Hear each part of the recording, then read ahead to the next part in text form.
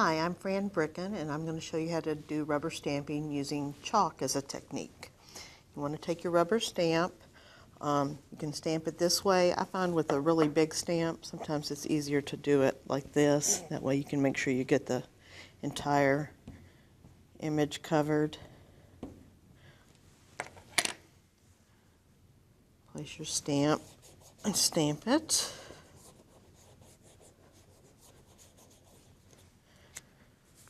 And then you can use chalks.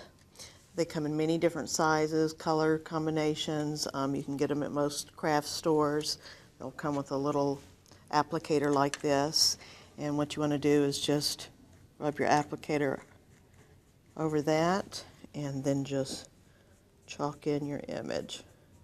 You can use it also to shade if you want it a little bit darker on the end. I've also found if you don't have these, Q-tips work pretty well. And if all else fails, you can use your finger. If you want to get a big area stamped or get the,